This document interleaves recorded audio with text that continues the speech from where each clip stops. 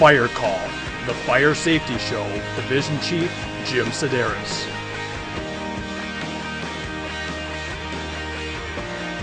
Hi, my name is Division Chief Jim Sideras, and you are watching Fire Call, where we take you behind the scenes, and this is our big 50th episode. So, crews are going out now. This is our 50th episode, and we're going to have some really cool stuff on this show. We're going to go to a 2-alarm fire at night, sub-zero temperatures. You're going to find out how those firefighters operate in those temperatures, how we fight fires, and you're going to look at also nighttime operations. We got a lot of video for that. You're going to meet our newest fire marshal, Fire Marshal Dean Lanier. He's going to talk about being a fire marshal and also our fire inspectors and investigators. And we're going to answer a lot of your questions about the show. Because it's the Big 5-0, you'll want to know stuff, and we're going to answer it. And I got our shout-outs. Now, this shout-out is from Justin. Justin wants a shout-out to the Oak Grove Volunteer Fire Department in Pulaski, I'm hoping, County, Arkansas. And also from Spencer. Spencer wants a shout-out to the West Lake Volunteer Fire Department in Katy, Texas. Now, you're going to get a sassy Sioux Falls Fire Rescue t-shirt. It might not look like this. We're kind of changing styles a little bit, so don't complain about this shirt. If we answer your questions or your shout-outs, you're going to get a shirt. So sit back, turn all that electronic gear, get the kids, because firefighters are fun to watch, and hang on tight. When you look at winter firefighting operations, a lot of things to consider. Now, we just had a fire, a large fire, and we have Randy Wald. He was here first in on that fire. Now, tell us, what did you see when you got there? It came in at about midnight, so it's dark 30. What are some of the things that you saw when you first pulled up on that fire? Okay, what happened is we were just released from an emergency call, and then we got dispatched to a structure fire. Came down. As we were coming across on, I believe it was 14th Street, there was a lot of smoke in the area. The first problem we encountered was exactly which house was on fire until we got going down Colville Avenue. Because of the amount of the smoke? Yes, it was like real low on the ground. We finally found the structure, and when we arrived on scene, there was a lot of smoke, flames coming out of the Charlie Delta site. We then established a water supply, and we determined at that time, our captain did a good size up, determined that possibly that this would be a defensive attack. We talk about defensive, we're talking about that old layer, but down and dirty, defense, offense, what's the difference? Okay, defense, basically, we're fighting from the outside. Okay. Offensive, we go inside and do an interior. Because we know this is beyond our scope to be able to even enter that structure. Okay. So what else? Now you get in there, pulling off lines. What are some of the things that are running through your mind when you talk about, one, it's night, dark, and it's winter time? First thing we had to determine was the type of fire we had. We had a fairly major structure fire. Our first decision was the line we pulled off. We pulled a 2.5-inch line off. Decided that our first objective was going to be exposure protection. Okay. Big fire, big line, going to get that exposure? Yes, we pulled a 2.5-inch off. We went around the building. We determined we couldn't make entrance into that building. Therefore, then we checked. We protected the delta exposure. Okay. There was a house probably 10 feet away. We made sure that fire didn't get onto because that could really easily spread from one house fire to 2 to 3 to a whole block if you don't watch those exposures. That is correct. What was unique about this one is, in most defensive fires, you have a pretty good visibility. This one, there was times we had no visibility on this one until we got it to clear out a little bit because there was very little wind that night and it was pretty cold night. Okay, Randy. Well, hey, thanks for your insight on this, and now we'll get a few more folks to tell us what they did. Now we got Kevin Sona. Kevin Sona is one of our new captains. Kevin Sona is also a third-generation Sioux Falls Fire Rescue firefighter. Now you were called in from a remote station into this fire, Station 6, and when you're thinking about these kind of winter operation fires, what are some of the concerns that you have being a captain with your safety of your crew? The biggest concern on scenes like this with the amount of water we're flowing, because we're in a defensive position, the amount of water that piles up. You get slip hazards. Actually, we had a few people slip and get hurt. We actually had 2 people get hurt. So the big thing for us is we get a sand truck out or some kind of sand to lay down on the slippery area so we have traction. And we do have sand on our truck, we do so keep limited a bucket of sand, but the amount we had to lay down, we need to get some more sand out there. Some of the other hazards you have on this particular fire, we were on the Bravo side of the structure. The electrical meter. Before we start, we go around a house. So the street side with the address side is Alpha, and then we just go clockwise, Alpha, Bravo, Charlie, Delta. So when you're talking about the Bravo side, Correct. we know exactly what you're talking about. Right, and on that side, the electrical meter started to arc and spark, so we had that electrical hazard with the wires. So And all the water were flowing. with the water flowing, so in that situation, we had to back up and actually call in XL Energy to come in and cut the power, so we could continue defensive tactics on that side. Some of the other issues you have when you get that amount of water, your gear freezes, your gloves and stuff, so you start having dexterity problems and issues like that. And then you're carrying additional weight too now, because all the water's freezing to you, using your helmet, coat, everywhere else, so that now you even gets to be changing that center of gravity on movement. Right. Okay, now people are going to wonder what can they do to help firefighters, and some of the things that what could a person do that would be a great benefit to us? The biggest thing a person could do is cleaning out hydrants.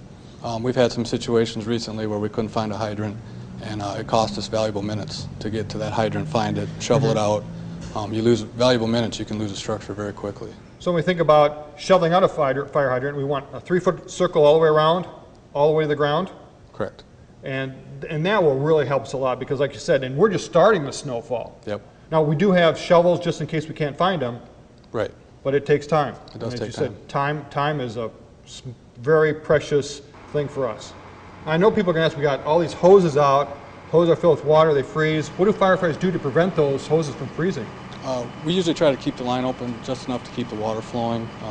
Otherwise, if you shut the hose off, over time that line will freeze up. So you just got to keep it flowing, and we try to put it in an area where it won't build up. Obviously, like an area where we're going to be walking, or we don't want it to run into the neighboring houses or anything. So it's just a trickle, but just keep that water flowing to keep those lines from freezing up. Keep them open. Once they freeze, they're froze. It's a mess. Okay, thanks, Kevin. One of the most important positions at any fire is that incident commander. That's the person that's essentially deciding the strategy and tactics that they're going to use to manage that fire. Now we have Mike Koopman. Mike Koopman's captain, also fills in for battalion chiefs. Once in a while, yes, I do. You do a darn good job. Well, thank you. Now the tough questions. Yes. Lay it on me. Okay. We're talking about winter operations. We're talking about when does an incident commander decide to go from a offensive fire, where we're entering, to a defensive fire, or when are you going to say we're not even going offensive, we're just going defensive? I think you have to take a good look at the building you're dealing with, the structure you're dealing with. Initial on this call was fully involved, so you see a lot of degradation of the walls, maybe bowing out, or the ceiling coming in. Any information you have about occupants or anything like that, if you know they're out. Anything where it looks like it's going to be really unsafe and an unstable, building, it's best to just say, let's back up and take a good look at it. And defensive might be the best operation if there's way too much fire. We don't want to put people in. We want to risk a lot to save a lot. That's correct. And we put firefighters in, there's always that chance we could really get someone hurt or killed. That is correct. And another thing, now we talk about RECIO. And what RECIO is kind of the priorities that we go down. So R is rescue, and then we look at exposure. So if we can't rescue anybody, we got to make sure that fire doesn't spread. That is correct, yeah. And when you think about exposures, tell us what comes into your mind when you're talking about those exposures. And what are exposures, just for the folks who don't know? Well, anything that might be around the building and involved. If it's a house maybe next door, if the houses are built, they're real close together, you don't want to damage any more than what's already being dealt with. So again, if you can keep it to the building of origin, that's a good thing. Neighbors would appreciate that, and less likelihood of damage to the neighborhood in general. Now, talking about offense, defense again, when we look at human resources, people power, do you need more resources for offensive as opposed to defensive? Or explain that, how you think about, we're going to call second alarms, if we know it's a defensive fire right away? I think it's about the same. It's, we're going to plan for an offensive strategy probably right away until we get there and take a look at things. We're not going to take any less people just because we're going defensive. And, bigger fire, longer lasting fire, we might, get into moving people around maybe a little more if they're on scene for a couple hours, and maybe get them cycled out with a fresh crew and get them back to the station or something. And talking about that, South Dakota, dead of winter now, we have to worry about hypothermia, we have to worry about even dehydration because the firefighters might be drinking. What are some of those things that we do on a regular basis that other departments can also use as ways to keep our people fresh and ready to go? Try to get them, in a rotation where we can get them into a warmer environment. We get the city buses to come out. They can sit on there where Red Cross comes out with, some either coffee or hot chocolate or something, to kind of warm your body up. But mostly, it's getting another vehicle or get them back in the truck to get them warmed up for a few minutes and get them a little rest and then back out at it. Great. Well, thanks, Mike, and appreciate all your help. Thank you. We have a lot of different jobs in the fire service, not just the fire chief and division chiefs and firefighters. We have a whole nother part of the fire service, the Fire Prevention Bureau. And this question comes from Joshua. Joshua lives in Pell City, Alabama. And he wants to know, what are some of the things a fire marshal does and how do you become one? Well, rather than answering that question, I'm going to introduce our newest fire marshal, Dean Lanier. Dean, glad to meet you. Welcome. It's good to be with you, Jim. You are brand new as our new fire marshal. Brand new. Okay. Barely a few weeks old. But darn it, you're doing a great job. We're having fun. Yeah. Okay. Now, some of the things that a fire marshal does, and what's the name fire marshal implies you have a lot of authority. What you do? Responsibilities of the fire marshal primarily are in 3 areas. That's fire investigation. Investigation goes wide to make sure that you could come up with a cause and origin for each fire that we have within the city. There's also fire inspections that we take care of. Our inspections are across a wide diverse of different occupancies within the city. And we have storage facilities. Storage facilities, schools, manufacturing, airports. schools, airports, you Everything. name it. We have a pretty diverse business community here in the city, so the inspections do cross quite a few different areas. And then in addition to both inspections and investigations, we also do public education. So we're out in the school system giving fire safety briefings to kindergarten through 5th grade, and then we're also in the communities in retirement homes, civic Everywhere. Organizations, doing safety messages for the general public. In Sioux Falls, we tend to have fewer fires than other cities our size. And I wonder how much of that is related to 2 things. One, that public education in the schools when we start teaching kids, and then our aggressive inspection program. Well, I tell you what, we have the nice background of having an outstanding fire marshal. I'm fortunate in the fact that I get to replace an outstanding fire marshal, but I've got Perry big Bolden. shoes to fill. Yeah, Perry did an outstanding job for us for a number of different years, and the fire marshal previous to him Jim did Daniels. a great job in laying the groundwork for that. So we've got quite a bit of history to make sure that we continue to follow. But we do a good job of making sure that we provide a great message to the kids from kindergarten through 5th grade, and then we follow that up with quite a bit through a few different training opportunities for folks as they make it into not only our program with the colleges, but also the different businesses around the city. We make a lot of efforts to make sure we get a good, coherent safety message. Tell us about your background. What did you do before you became a fire marshal? Kind of that whole behind the scenes with Dean. Well, with me at a young age of 18, I decided that the United States military was a good place for me to go. So I joined the Air Force straight out of high school.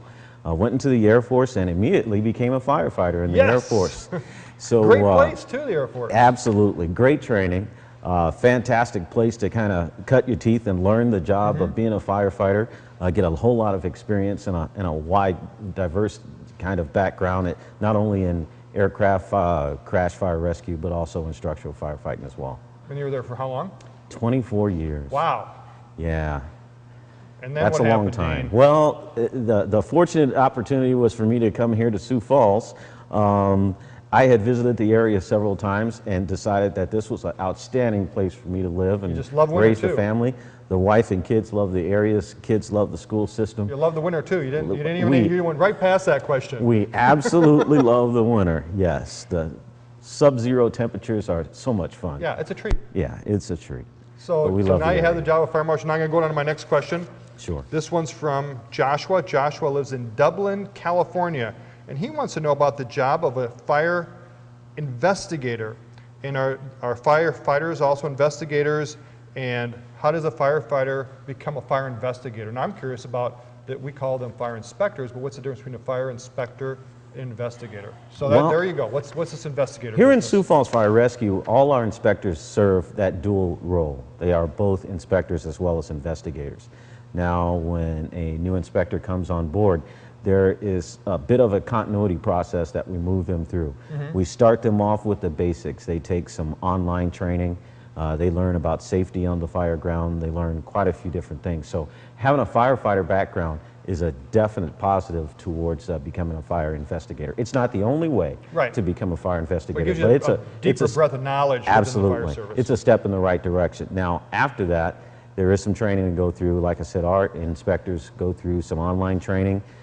Then there's a process of about 6 to 8 months, sometimes up to a year, in which they will shadow an investigator on fire scenes. They will go out to the fire scenes, they will dig fire scenes with the other investigators. And essentially, they are literally trying to determine the cause of that fire? Exactly. They're out working with an investigator full-time, digging through fires, learning the science behind not only fire behavior, but also the scientific method of determining cause and origin on a fire scene. After that time, we generally send them to the National Fire Academy to attend origin and cause class. Emmitsburg, Maryland? Yeah, Great Emmitsburg, place. Maryland. They go out, they are exposed to an outstanding course put on by ATF as well as the National Fire Academy.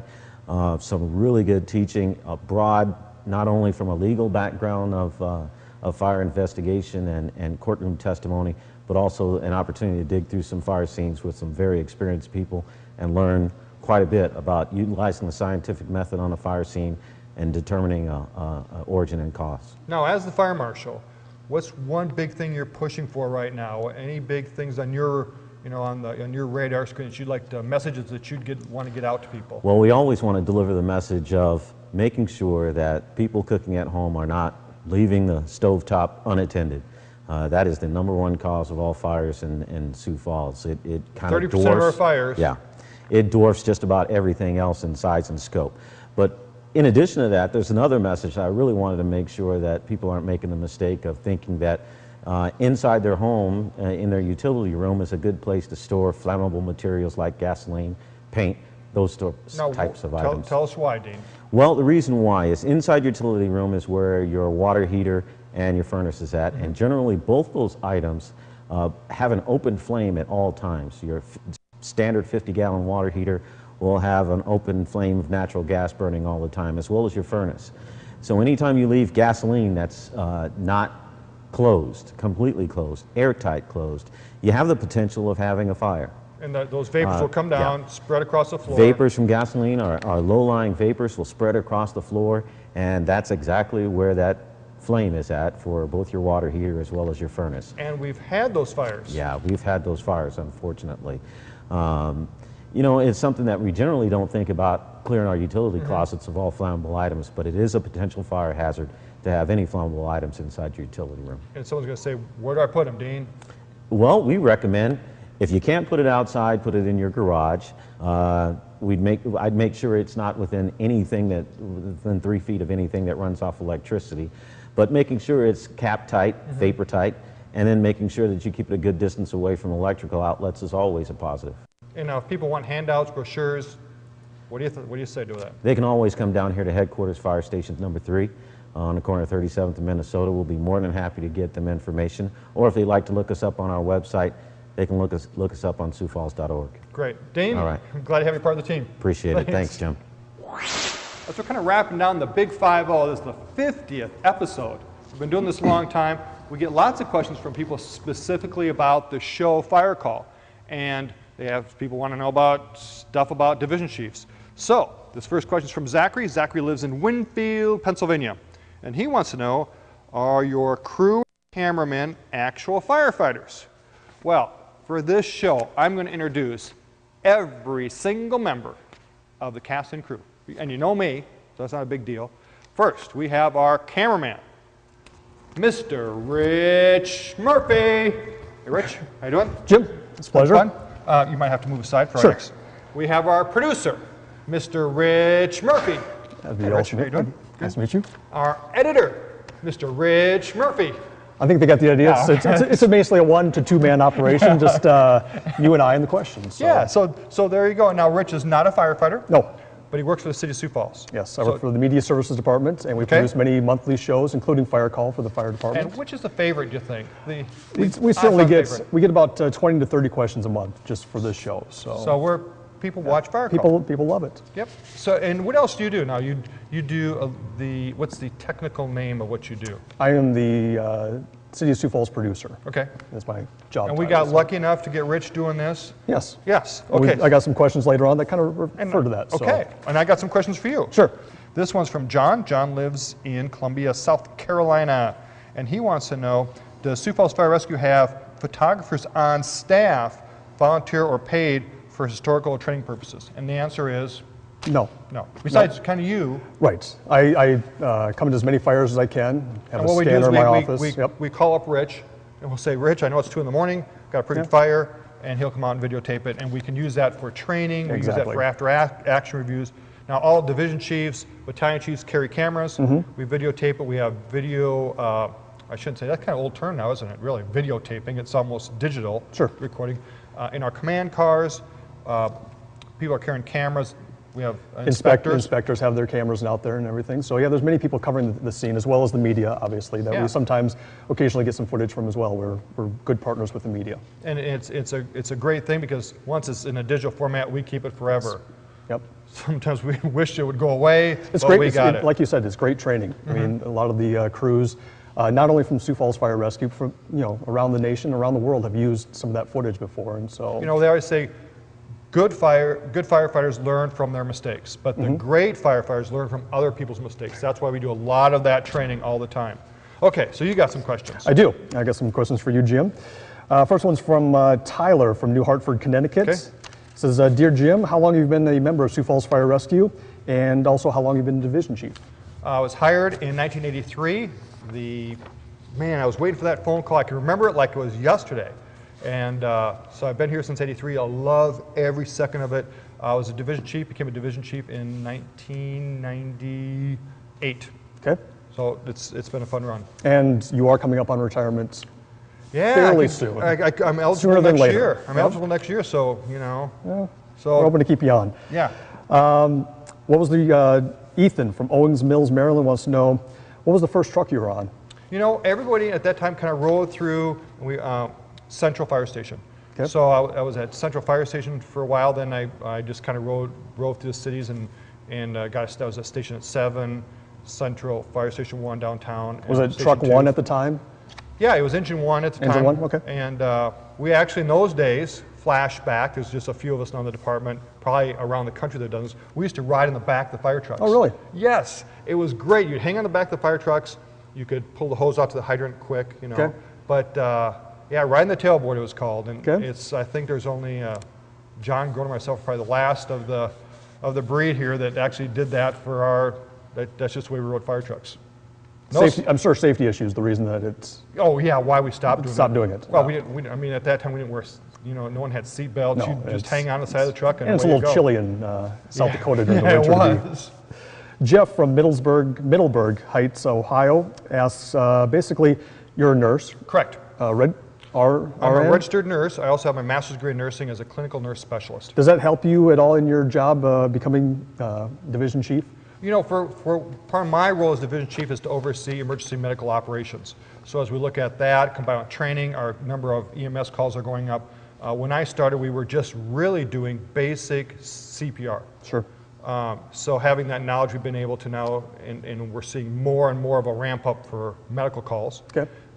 Yeah, it's helped a lot. And start planning, having that nursing background helps you coordinate with the hospitals and then see where do we need to be going to provide better care out in the public. We started the public access DFib programs. We're doing 12 lead EKG monitorings. So it does help a great deal. Any education is really beneficial for the fire service. It doesn't matter where you are. What happens is, if for me it was nursing and EMS was a natural fit. If someone had a degree in, we have one of our division chiefs is finishing up his master's degree in an MBA, Master in Business Administration. Natural fit is the administration role. Sure. So it just depends on where you work, but yeah, it's It could be a structural engineer, obviously. It's going to help you. We do have a structural engineer. Yes. Yeah, so it does help. Those kind of things that, like you said, any degree helps. Next question is Rifon from Salt Spring Island, British Columbia, Canada, wants to know, what was your first fire call and what did you do? Okay. If we talk about the fire call, the TV show, our first one was about Metro Communications and dispatching and how everything kind of evolves from there. Oh man, those first shows were... We were kind of getting our legs, but we'll talk about that here in the next question. But do you remember what your first fire was? You know, I remember, I don't remember necessarily my first fire, you know, car fire, whatever. I do remember my first significant fire was, I was a relatively new person in the fire department. Those days called them new guys. And we had a very bad fire. It was a triple fatality fire. And I can remember it like it was yesterday. And I can remember everything as clear as a bell from when we pulled up. And it was in the wintertime.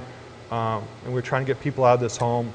And it had such a jump on us that we did have 3 people die in that fire. And no matter what we did, even looking back and playing it over again, there's nothing we could have done differently except, and we didn't have them in those days. God, that sounds bad. In those days, we didn't have the smoke alarms that we do now. You know, and I think if that home would have had smoke alarms, that family would be alive today.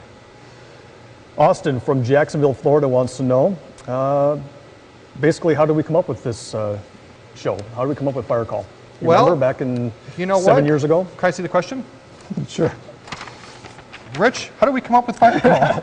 You and I, it was your brainchild originally. Yeah. And originally the idea was that it was going to be a children's show. Yeah. And if you look at the opening credits, it still says the Fire Safety Show with Division Chief Jim Sideras. And we were going to have safety things for kids. Safety tips for kids, and that's the reason it still has an afternoon time slot here in Sioux Falls. Is it was going to be an after school. And and we did talk about some of those prevention things. I remember the one we did. We went to the skate park, and how do we do that? And I think then it just kind of evolved.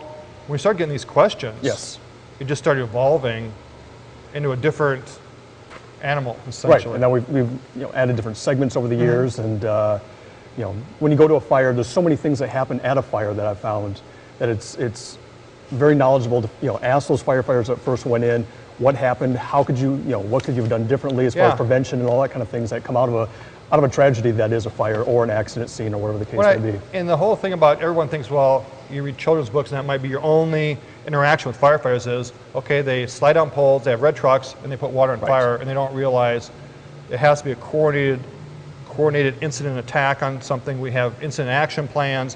When you talk about putting 30 or 40 firefighters on a scene of a fire, how do you make sure no one gets hurt, keeping track of people, and it's more than just a bunch of people racing through town. Right. It's and a lot of we're working with police, we're working with the ambulance service. It's come full circle, and this show I think had just gotten into that. And we got to fly with helicopters. We have. We've done. Yeah. It's been for me especially. It's been. It's been fun. It's been an amazing show, and I hope that we do another 50 episodes, even if you're not around for all of them. Oh man, you already got me going. Thank you. Firefighting is tough business, and it's cold, it gets hot, firefighters get hurt, so it's nice to see behind the scenes what we do to keep our firefighters safe. Got some more shout outs. We're going to wrap this show up. This shout out's from Mike. Mike wants a shout out to the Windham Volunteer Fire Department in Windham, Ohio. And also Jesse. Jesse wants a shout out to the Pierce Township Fire Rescue Explorer Post 950 in Cincinnati, Ohio.